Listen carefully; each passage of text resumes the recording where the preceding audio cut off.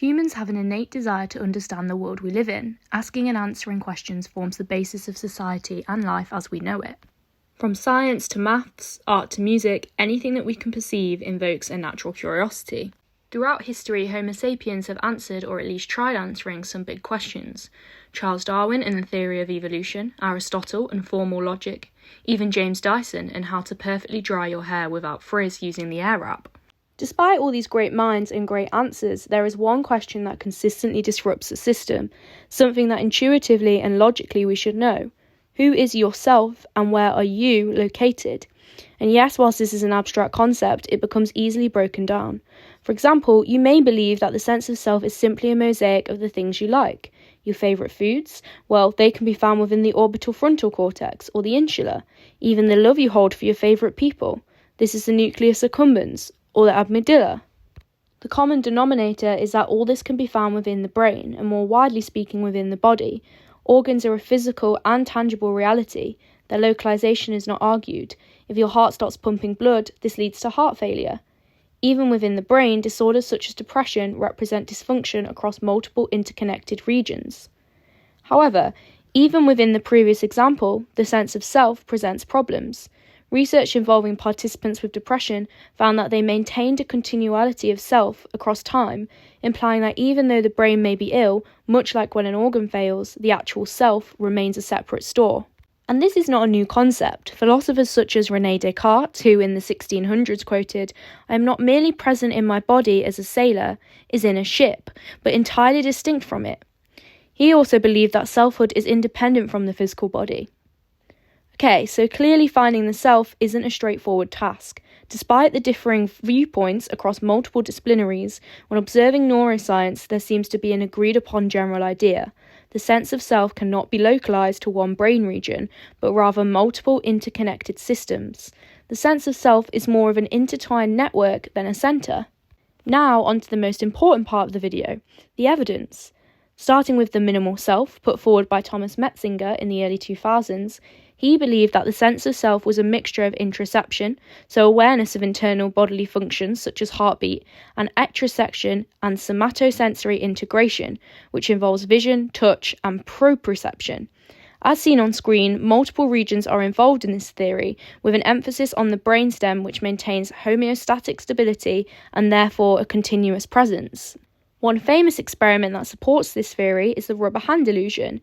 32 participants observe a rubber hand being stroked, whilst their real hand, which is hidden from view, is also stroked. Interestingly, 25 out of the 32 reported feeling within the rubber hand. This supports the idea that the brain perceives the body as yourself through visual, tactile, and proprioceptive signals.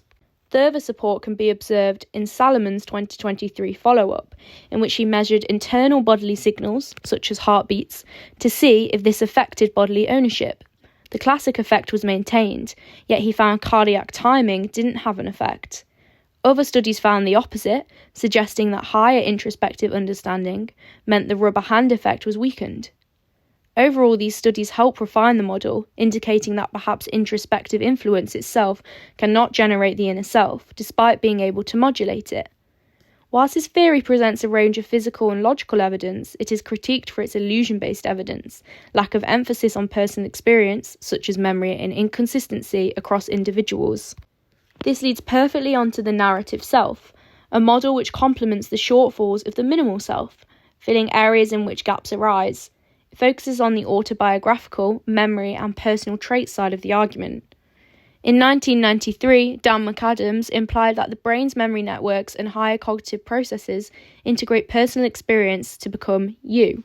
It should be noted that there is an extensive emphasis on the default mode network within this model, which is thought to tie to all the aspects together, allowing for a neural backbone to help maintain the processes involved. fMRI studies found evidence of this, with autobiographical memory retrieval, reflecting on others, and thinking about the future all being activated within regions of the DMN.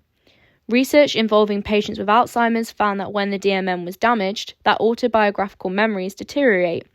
These individuals then report struggling to maintain a stable personality over time. This spotlights the question, when we don't have memories or experiences, do we fully lose our sense of self, something which the narrative self and the research presented would argue yes to. However, critiques may argue that supporting research often comes from self-reports, increasing self-report bias and decreasing validity. Also, the theory is very much grounded in the past and the future, and perceptions of how these will pan out or have panned out over the here and now sense of self. In its defence, the model may argue that the here and now is simply a result of the past, and that the present is not a quantifiable timescale, and therefore at what point does the past become the past instead of the present anyway?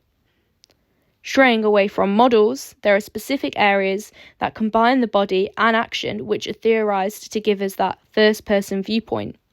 The temporoparietal junction and the parietal cortex work together to provide first-person perspective, encouraging bodily ownership and agency.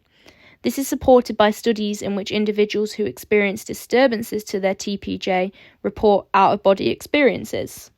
The validity of these studies is somewhat questioned due to the induction of out-of-body experiences, yet these would be fairly hard to measure in a realistic setting anyway due to the nature and spontaneity of them. So one thing we definitely have concluded is that the question itself is tricky. Even the arguments presented leave room for bigger existential questions and flaws. For example, other cultures and disciplinaries believe that the sense of self is a concept that transcends the human experience altogether, such as spirituality. So to answer the original question fully is near impossible, as self hinges on your own individualistic beliefs. Despite this, it's important to acknowledge that within science, and can be accepted through the models and research presented, that the self is a multifaceted, multi-localised process. It's dynamic in every sense. The theories can be true at the same time, overlapping the filling voids the other misses. To conclude, the sense of self comes from multiple brain regions mixed with a variety of personal experiences. Each region has a specific role to play, depending on what is being perceived by the individual.